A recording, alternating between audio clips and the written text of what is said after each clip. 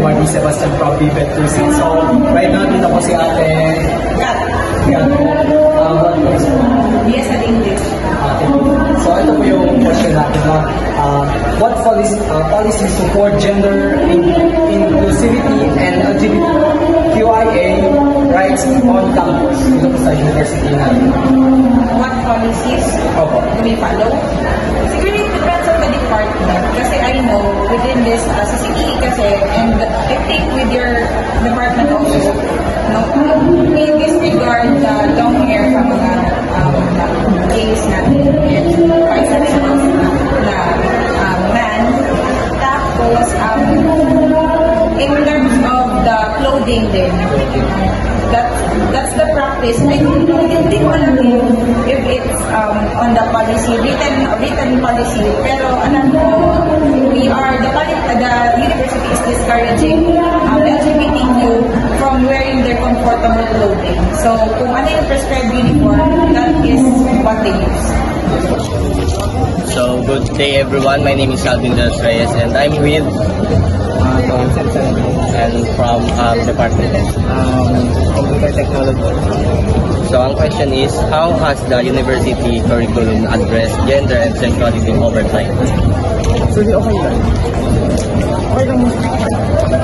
So, 5 is, next is, how does the university support advocacy for gender and sexuality rights?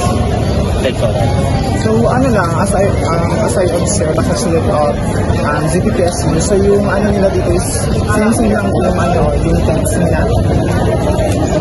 So, we have another question po. How have social changes influenced the university view on gender and sexuality?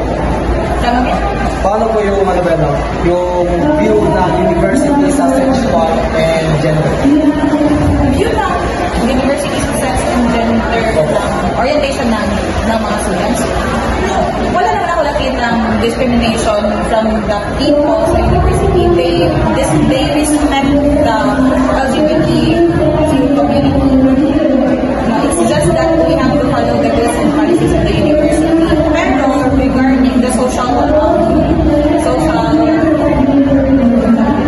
treatment of the people sa mga LGBTQ, fair naman and just. Yes po. And another question po. What challenges has the university faced regarding to gender and sexuality? What do we face? About po sa gender and sexuality po, yung university face at mga struggles? Hindi ko alam kung may...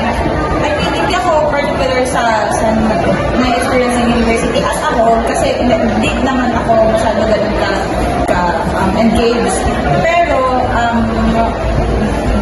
because of the social media and other platforms, na-take talaga ang name ng university because of other LGBTQs that does not respect the university. Parang, yun na, I'm not generalizing, pero there are some who are disrespectful and does not follow the university's policy, and that is why natutake ang name ng school natin, but not in general.